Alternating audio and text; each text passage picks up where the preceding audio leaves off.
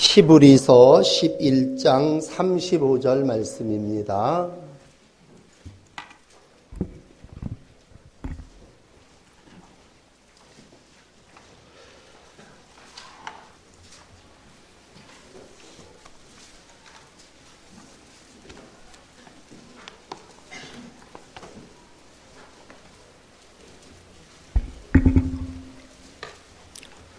(365쪽입니다) 히브리서 11장 35절서부터 마지막 40절까지 기록된 말씀을 읽어드립니다. 여자들은 자기의 죽은 자들을 부활로 받아들이기도 하며 또 어떤 이들은 더 좋은 부활을 얻고자 하여 심한 고문을 받되 구차히 풀려나기를 원하지 아니하였으며 또 어떤 이들은 조롱과 채찍질 뿐 아니라 결박과 옥에 갇히는 시련도 받았으며 돌로 치는 것과 톱으로 켜는 것과 시험과 칼로 죽임을 당하고 양과 염소의 가죽을 입고 유리하여 궁핍과 환난과 학대를 받았으니 이런 사람은 세상이 감당하지 못하느니라. 그들이 광야와 산과 동굴과 토굴에 유리하였느니라. 이 사람들은 다 믿음으로 말미암아 증거를 받았으나 약속된 것을 받지 못하였으니 이는 하나님이 우리를 위하여 더 좋은 것을 예비하셨은즉 우리가 아니면 그들로 온전함을 이루지 못하게 하려 하심이라. 아멘. 이번 부활절에는 히브리서 11장의 말씀을 전해드려야 되겠습니다. 히브리서 11장은 부활의 소망을 품고 산 믿음의 사람들을 기록하고 있습니다. 특별히 사사시대 이후에 믿음을 가지고 산 우리 믿음의 선배들 하나하나 다 기록하고 있습니다. 이제 설교해드리겠습니다만 이들의 모습을 두 부류로 이렇게 나눌 수 있습니다. 한 사람들은 승리하고 정복한 사람들이고 또 한 부류의 사람들은 순교하고 죽은 그러한 사람들입니다. 세상 표현으로 한다면 어떤 사람들은 승리한 사람이고 또 어떤 사람들은 패배한 사람들이라고 말할 수 있겠습니다. 그래서 이 세상을 살아나가면서 정복하고 또 이기고 그런 사람들의 모습도 기록되어 있습니다. 그러나 그런 사람들만이 믿음의 사람들이 아닙니다. 오늘 이제 35절서부터 여러분들에게 말씀드리려고 하는 사람들은 전부 다 이 땅에서 순교하고 또 비참한 죽음을 당한 그러한 사람들의 모습에 대해서도 기록하고 있습니다. 한 사람 한 사람을 오늘 성경은 이렇게 표현합니다. 다 말하려면 내게 시간이 부족하다.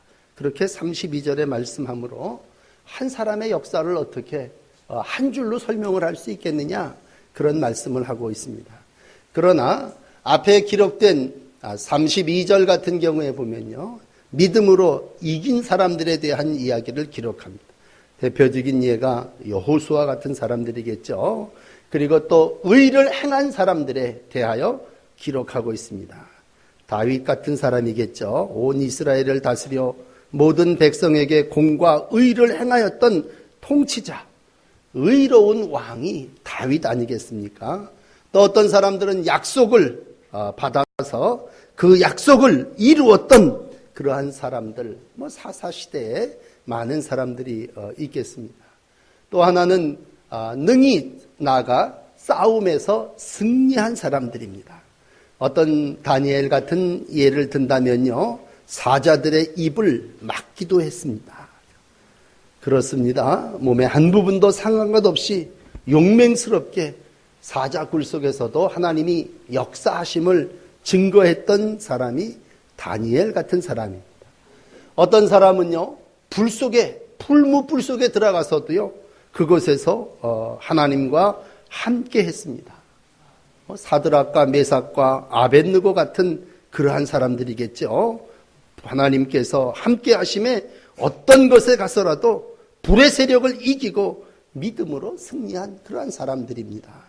또 어떤 사람들은요, 칼날을 피하기도 했다고 기록하고 있습니다. 다윗 같은 예가 되겠는데 사울 왕이 집요하게 다윗의 목숨을 노렸죠. 그리고 여러 번 칼을 던지고 창을 던졌습니다.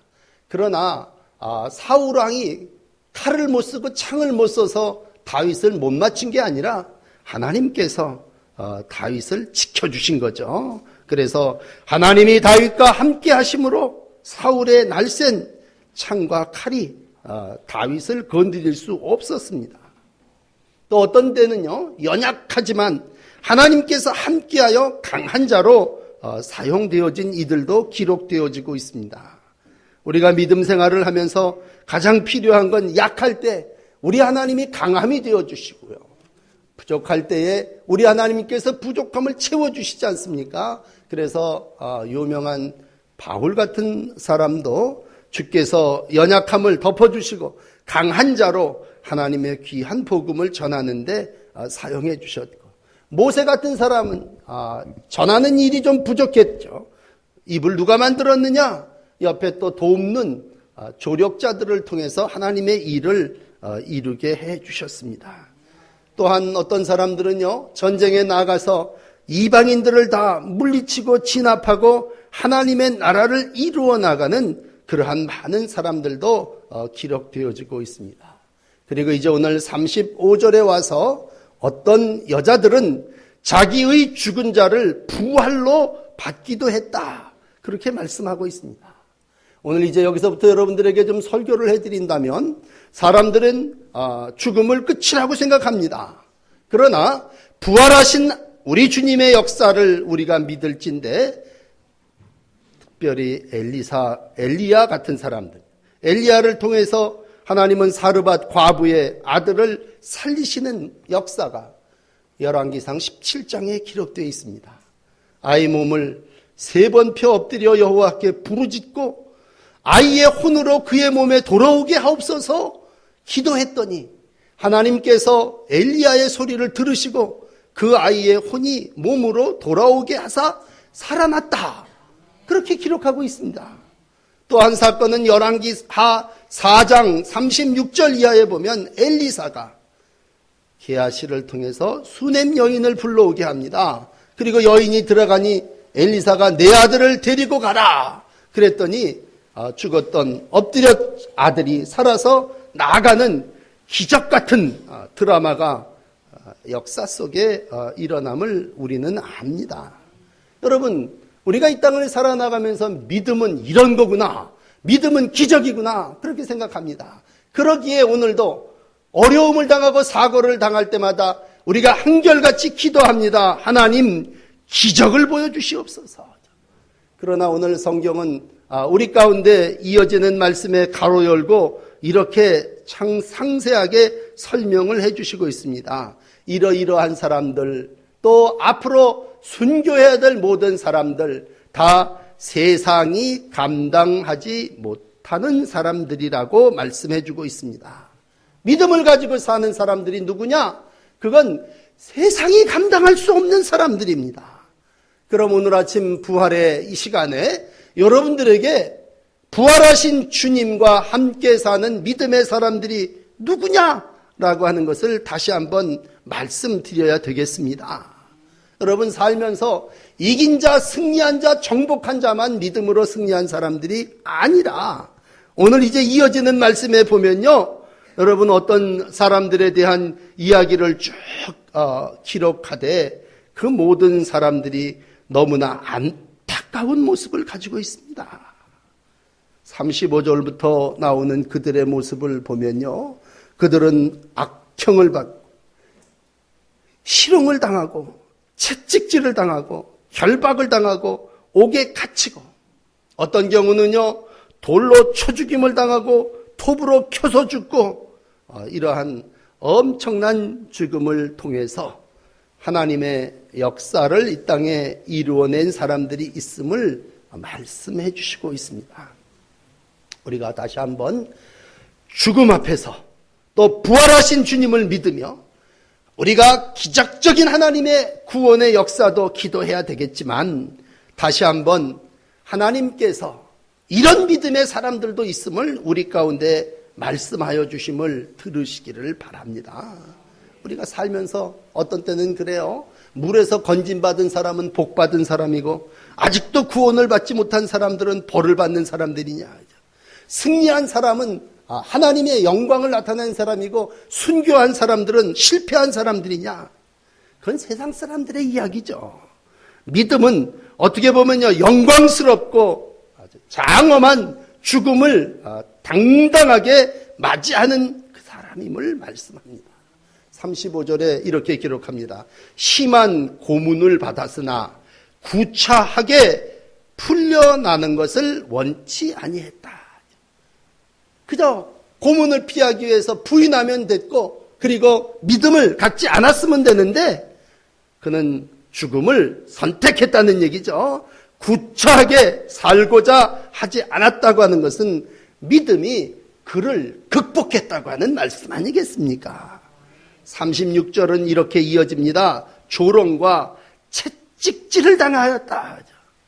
마치 예수님께서도 조롱과 채찍질을 당하셨습니다만 다윗도 쫓겨가면서 많은 사람들이 조롱하고 희롱했습니다. 그 어려움, 그 고통, 수많은 조소들, 이러한 것들을 다 몸으로 극복하며 살아온 세상이 감당할 수 없는 믿음의 사람들을 표현해 주시는 말씀입니다. 극단적인 표현입니다만 36절에 이렇게 표현합니다. 결박을 당하여 줄과 사슬에 꽁꽁 묶인 사람들도 있었다. 돌로 쳐 죽이고 톱으로 켜 죽이고 칼로 죽임을 당하는 아주 야만적인 거 아니에요. 예수님을 십자가에 못 박은 것도 야만적입니다만 여러분, 사람을 톱으로 켠다고 하는 거, 이거 인간이 행할 수 있는 방법입니까? 그러나 이러한 유형의 시험들을 다 받은 사람들도 있고 그로 인하여 그 사람이 살았냐는 것이 아니라 다 순교했다고 하는 얘기입니다. 오늘 우리가 다 어떻게 보면 다 살아야지만 되고 다 병이 나아야지만 된다고 생각하는 그러한 때를 살아나갑니다. 그러나 오늘 시브리서 11장이 알려주고 있는 믿음의 사람들은요, 앞에 말씀드린 대로 승리한 사람도 있고 죽음에서 살아난 사람도 있지만 꼭 그렇지 않고 오늘 병을 짊어진 채 혹은 사고를 당하고 혹은 고문을 당하고 혹은 결박을 당하여 사슬에 꽁꽁 묶여 감옥에 갇히며 고통을 당하는 이들도 있었다고 하는 것입니다. 여러분, 살면서 우리가 다시 한번 고백하는 건 우리가 병들어 죽을 수 있습니다. 사고를 당해서 죽을 수도 있습니다. 아니, 건강하게 복되게 살다가 또한 죽을 수도 있습니다. 그러나 중요한 것은 어떻게 죽느냐라고 하는 한 가지가 아니라 우리가 다 하나님 앞에 갈 수밖에 없는 존재라고 하는 것을 시인할 때 우리에게 중요한 건 그 사람이 성공이냐 실패냐라고 하는 것보다도요, 그가 하나님 앞에 어떤 믿음을 가지고 살았느냐라고 하는 것입니다. 우리가 많은 사람을 향해서 손짓하고 비난하기는 쉽습니다. 저 사람 무책임하다. 자기의 도리를 다 못했다. 저 사람들은 지금 은폐하고 거짓을 말하고 있고 책임을 회피하려고 한다. 그러니까 유가족들은 속이 터져 죽을 겁니다. 어떤 이들은 정말 뇌가 고장이 나는 그러한 분들도 있을 겁니다. 그러나 분명한 한 가지는요, 오늘도 우리가 어떠한 삶의 처지 가운데 있던지 간에 하나님은 그 안에 뜻을 가지고 계시고 계획하시고 역사를 운행하시는 분이시라는 것입니다. 그러므로 여러분, 이 부활의 아침에 우리가 한 가지 드릴 수 있는 말씀은 고난 가운데도 하나님은 역사하셨고 부활하셨습니다. 그가 찔림은 우리의 허물, 그의 상함은 우리의 죄악, 그리고 그가 채찍에 맞으면 우리가 나음을 입기 위하여 주님께서, 많은 사람들이 야, 네가 메시아라면 어서 거기서 내려와 봐라. 아마 십자가 부수고 그 자리에서 내려오셨을 거예요. 그랬으면 많은 우리 신도들이 박수치면서 환호하고 할렐루야 아멘 했을 겁니다. 그러나 주님은요, 그렇게 내려오시는 것이 하나님의 뜻이 아님을 아셨죠. 그렇기에 오늘 모든 역사를 마감하시고 믿음으로 말미암아 이 땅에서 증거의 첫 모델이 되셨습니다. 그러므로 믿음의 절정은 시험, 환난, 십자가 위에서 죽음을 기꺼이 받아들이는 순교입니다. 오늘 후에 기록된 이들이 바로 누굽니까? 우리의 믿음의 선배들, 그 사람들은 다 전쟁에 나가 이긴 사람들 뿐만이 아니라 절망과 비통과 혼돈과 이 시면의 날들을 지내면서 기꺼이 죽음을 택한 사람들도 하나님의 믿음을 가진 우리의 선배들이라고 하는 것입니다. 그렇기 때문에 오늘 저와 여러분들에게 있어서 중요한 건 내가 하나님 앞에 어떤 믿음으로 증거를 받느냐. 이 증거라는 말이 좀 어색한다면요, 인정을 받는다. 이 표준세 번역이 그렇게 번역이 돼 있어요. 이 사람들이 모두 믿음이 있었기 때문에 하나님의 인정을 받았습니다. 그러니까 믿음으로 말미암아 인정받는 믿음이 어떤 것이겠느냐?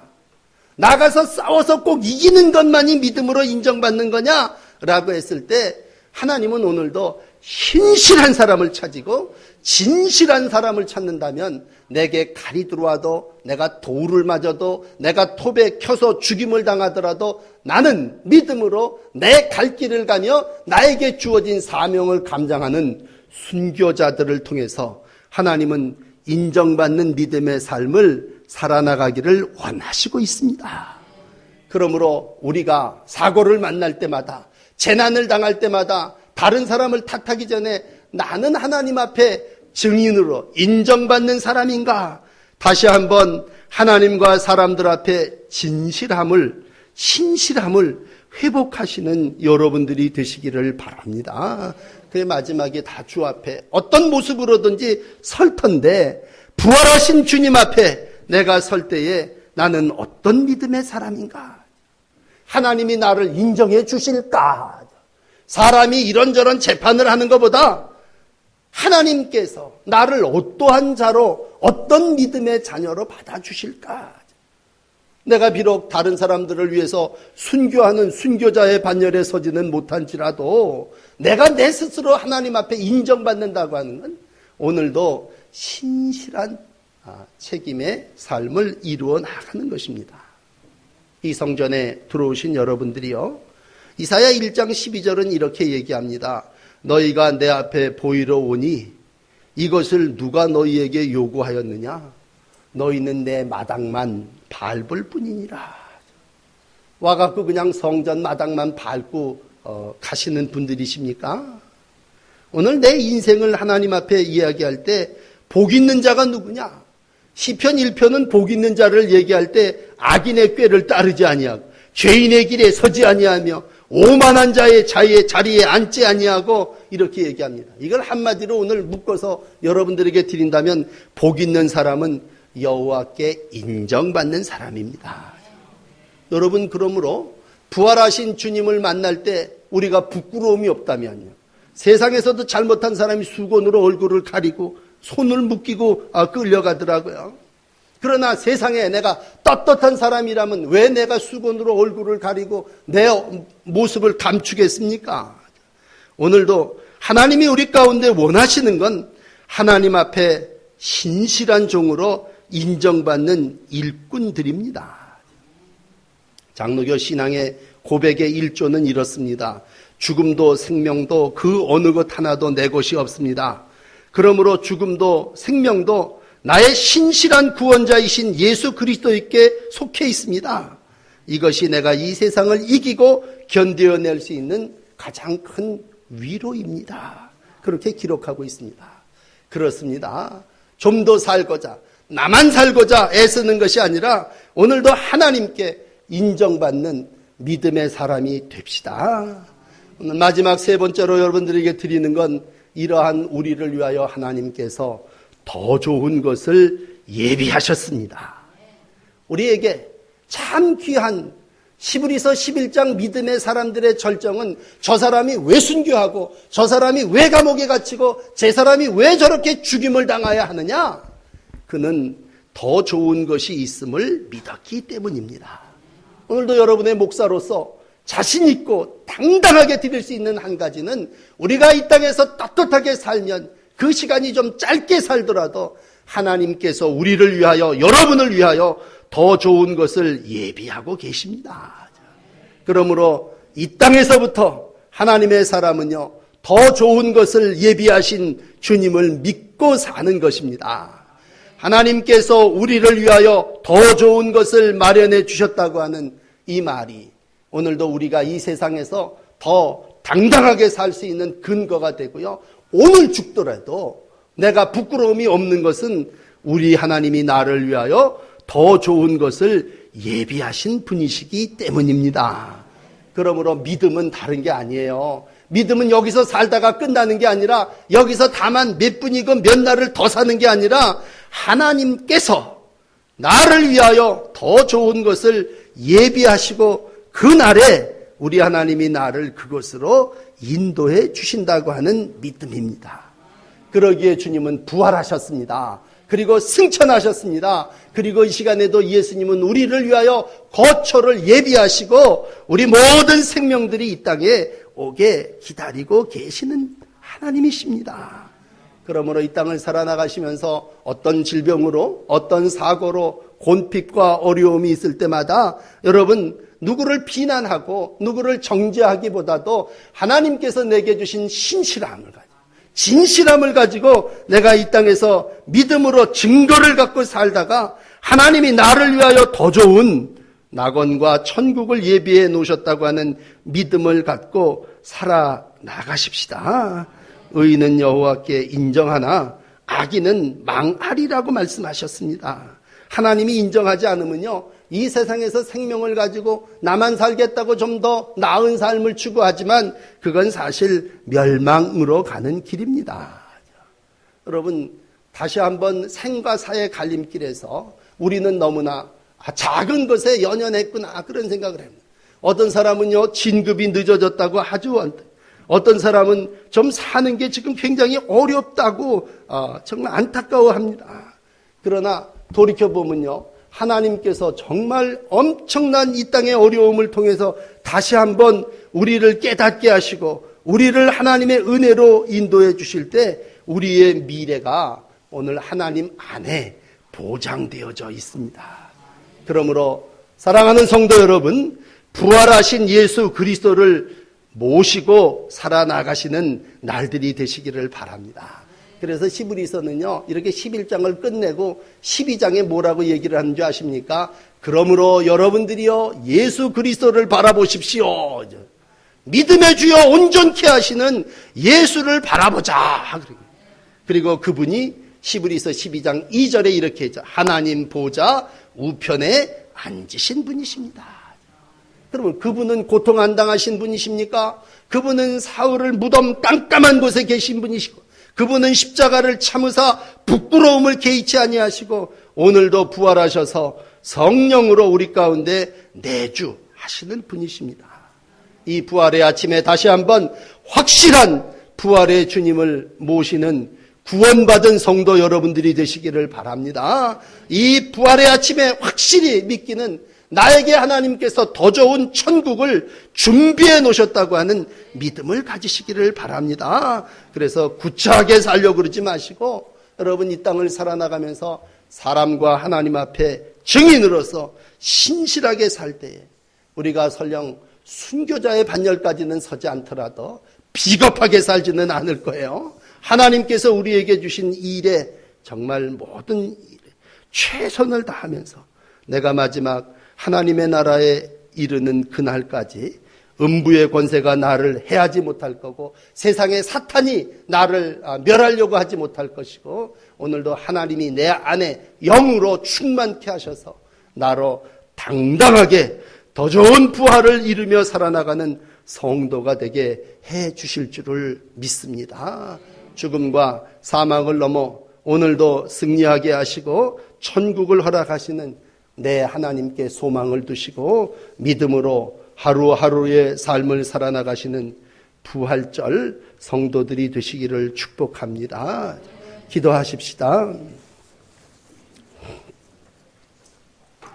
주님이 사망의 어두움을 극복하시고 부활하신 이 아침 우리는 침통한 마음을 가지고 하나님 앞에 머리를 숙이고 부활절 예배를 드립니다. 어처구니 없는 사고와 상황을 만날 때마다 다시 한번 인간들이 얼마나 무력한 존재인가를 하나님 앞에 내려놓습니다.